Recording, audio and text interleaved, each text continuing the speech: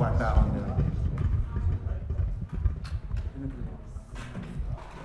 Who's kicking us off? When does the translation what? The phone will be passed to you if it's directed to you and you'll get it.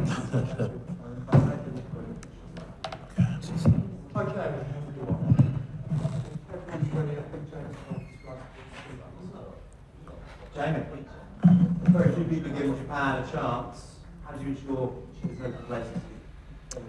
I think we've set about that this week. Really, we set the stall out earlier in the week in terms of the meetings that we had, the review of the game list, and we were hugely positive around the performance that we put out there last weekend. This 8-day turnaround's allowed us a little bit more time to get the body right, and then also a little bit more time to sort of review and preview. In terms of the complacency, like the performance last weekend was just the start. It's just the foundation of what we want to try and build on. If we're going to win a World Cup, which is what we're here to do, we know that we're going to have to kick on from where we were. And yeah, that's been the main focus for us this week. I think there's some huge threats coming out of the Japanese team. We're aware that they're a very good side. It's great to be able to have Steve, to have his insight into the players that they have in particular. And yeah, we're very aware that we know our opposition really well, and we're also aware that we need to put our game on the field tomorrow evening. They're not the Japan of old, but are they still capable of an upset? Absolutely. You look at their record at World Cups, they've been absolutely fantastic and a brilliant team to watch over the last 8 years, and we're very aware of that. From what we've seen, they're a great side. If you look at some of their games against Tier 1 teams, you know, they run a lot of them close, and you know, they've had some good victories themselves also. So they're a very well coached team. They've still got some great players, and yeah, the focus for us this week has been making sure that we try and kick on with our game and build on the good foundations we put out there in terms of the character and fight we showed last weekend. Tom, how pleased were you with how the scrum went against Argentina? You've got Carl Simpson and Joe Marley coming in this time. How does that change things? Yeah, look, I think we had some good processes against Argentina, and we stuck to what we said we were going to do. But Jamie was excellent in the middle and leading that. He'll play that role again this week. It'll be a different challenge for us. We've selected a team that we think is right for this match. I'm sure Japan, I know they've spoken about them having a smart plan this weekend. We'll want to come in scrummage, so there'll be a good contest there for us. Arrow, fans played a big role in Marseille, didn't they? How inspiring is that? You've got a message for them, maybe the ones who've travelled over this game as well, you hope the same answer? I think we've seen with England fans at major tournaments across all sports, not just rugby, but across all sports, how amazing they are in terms of their support, their noise, and how much they get behind their teams. And last week was exactly that. You know, I remember looking at the crowd and seeing the pride and passion in their faces, and you know, they were screaming at full volume. And you know, as players, we appreciate that. As players, we actually love it when the fans bring that energy, that passion to the game, and it definitely gives us an extra spring in our step. Jamie, when the scrum is working like that, as a front row, you can tell when there's certain feelings that the day is going to go well, or there's certain feelings. You generally know on first engagement, really, to be honest. Obviously, no two scrums are the same, but look, we're really happy with where our scrum's at. We've worked really hard. Tom works us too hard at times. No, we love it. All good English teams need to be based around a solid and dominant set piece, and that's been a major focus for us. And we felt really good against Argentina. I thought Coley was outstanding, as was Ellis, and the guys that came on too did a really good job. And you know, we're hoping to just, again, like I said before, this is just the start for us as a scrum. Japan have a really good, efficient scrum. We want to make sure that we try and find dominance in that area, and it's something that's been a big focus for us this week. In every World Cup, there's one or two teams that build all the way through, and that's, I suppose, where you want to be, isn't it?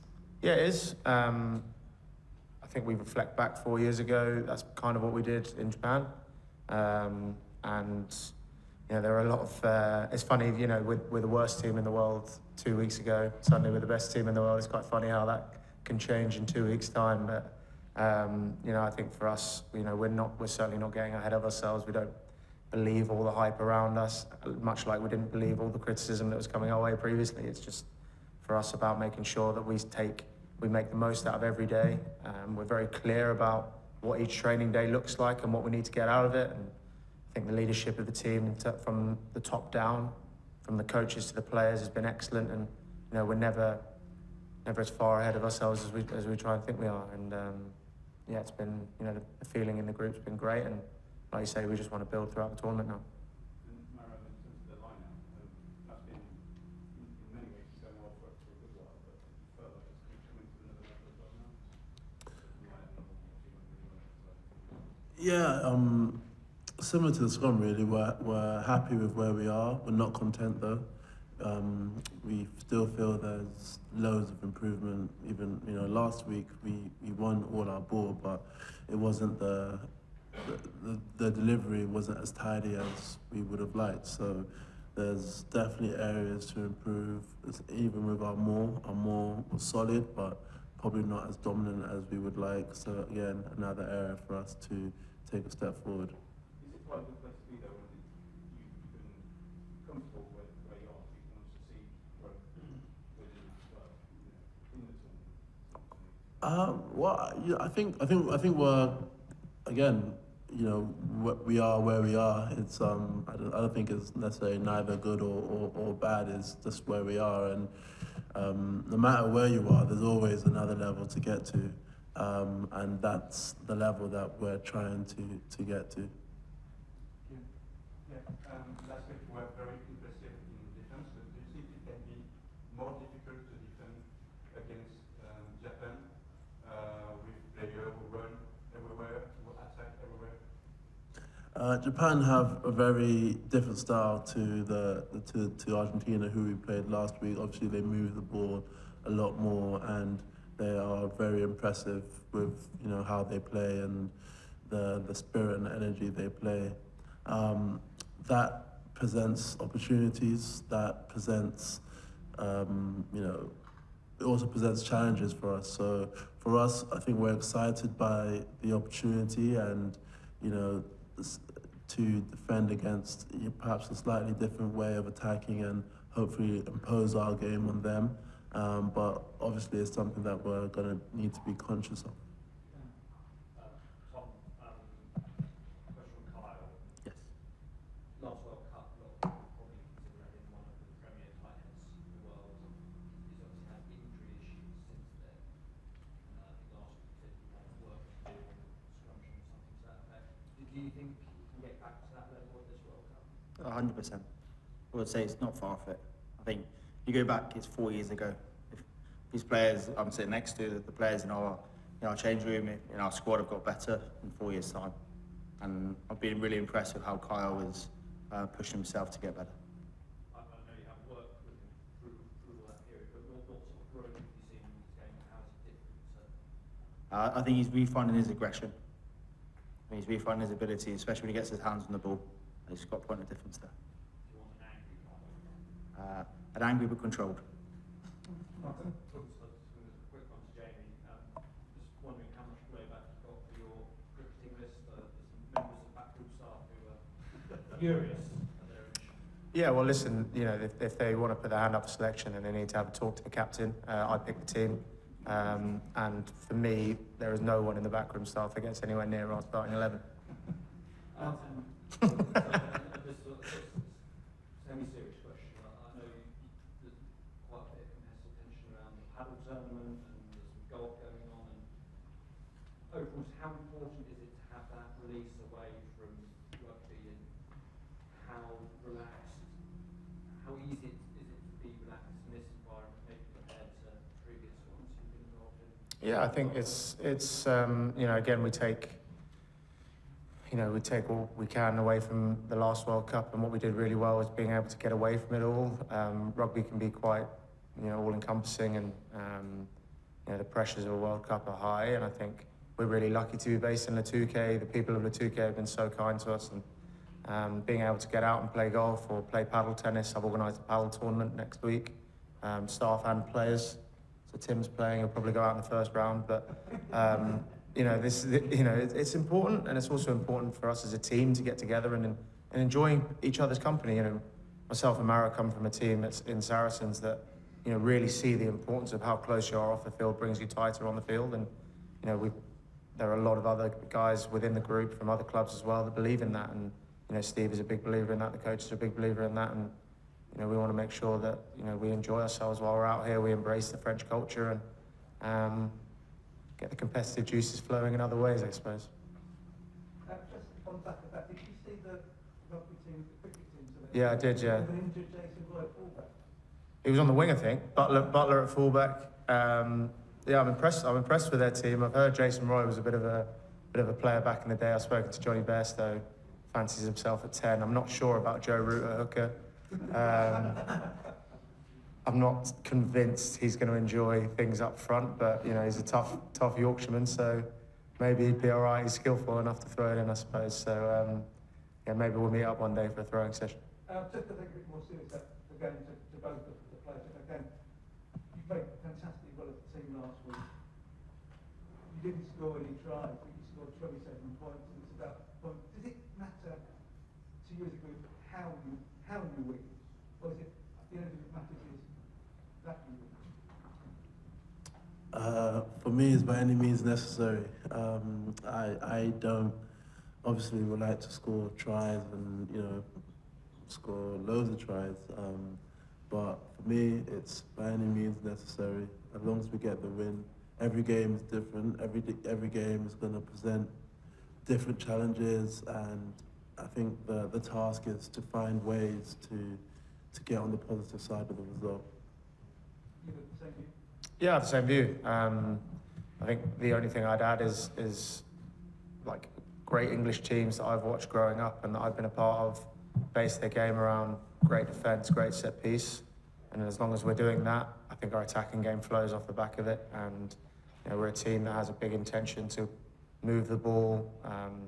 Richard Wigglesworth's a brilliant coach. George Ford and Alex Mitchell are driving us around beautifully. We've got players who can do special things. So I think, you know, like I say, you've just seen the start of us so far in this tournament, and you know, we're going to look to build, and you know, hopefully you'll see plenty of different ways of us scoring points over the course of the tournament. So, question to Marlo. Japan, as you mentioned before in your answer, Japan have a very quick ball carrying, and how do you hope to respond to that? Well, as with any team, but you know, particularly with the opposition that we're playing this weekend, the aim, the objective for us, for our team, both as individuals and as a collective, is to impose our game on them. We know they move the ball. We know they're a very clever team and come up with very clever plays. However, the goal, the task is to enforce the English style of rugby on this game. So, you know, we want them to throw their best hand, and we want to defend it well. We want to impose our physicality. We want to, you know, to get into our set piece game, etc. And when the opportunity is right, our generals will fire us in attack. So, yes, they move the ball, but it's all about us imposing our will on them. George Hughes has mentioned that you are the best player that he has ever came across. So what can Sorry, but did he involve me in that? You sure he wasn't talking about me? Is that right? I've known George since I was 18. It's rubbish. I gave George some money this week, so that's can you just tell us what you are learning from him? No, you know, George, you know, I've played with George since I came to Saracens. He's had a big influence on my career. You know, we've had a lot of success playing with each other, and I've learned a lot from him then, and now working with him a bit more as, I guess, as a coaching capacity. He's been brilliant. You know, he's a smart individual, brilliant line-out mind, and he's been good for me, challenging me on certain things, and I've been picking his brains on certain things as well. So he's been great. And just a quick question to Tom about Japan has been strengthening its scrum as a key point at the moment. And how do you see Japan's scrum from your point of view, such as like looking at the game between like Japan and Chile? Yeah, look, I think Jamie spoke about it earlier, that they're a smart scrum and they're efficient. I think when you've got Gu in the front row, they're definitely not an area where they're weak. So it's going to be a huge contest for us. And it's clear that they've been working on it since we last played against them. Yeah, question for Jimmy.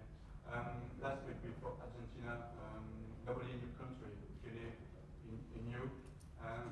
Do you think, have you got the feeling the opinion has changed since your victory in Argentina? And is it easier for you to work with this new atmosphere around the gym? Yeah, I mean, firstly, I think there were a lot of people that did believe in what we were doing. There was a lot of outside noise and a lot of negativity after the Fiji game, and I think probably rightly so. But at the same time, like Maro's alluded to, we're at a major tournament. The English community generally gets behind the team, or always gets behind the team whenever we're in big tournaments, and that's one special thing. We feel that, we feed off that, and we love the fact that, as Maro said, seeing fans in the stands, how much it means to them, that just is fuel to the fire with us. But it's not necessarily just the people in the stands, it's the messages that we're getting from back home, messages that I've had this week from friends and family saying how much it means, not just necessarily the result, but the way that we went about it. I think English teams should be about, how much we're willing to fight for each other and how much showing what playing for England means to us. And I spoke about that the night before the game, and I said that we shouldn't ever shy away from that. We shouldn't shy away from being, showing how proud we are to be here. For some of us, this might be our last major tournament, and we don't want to have any regrets coming away from this. And I think it's important. I've spoken about it before, and I'll keep speaking about it. The engagement that we have with the fans and people back home means a lot to me, and it means a lot to the team. So, the more that we can show that, give them things to shout about, give them things to be proud of, the better. Thanks very much. Thank you. Thank you. Arigatou gozaimasu.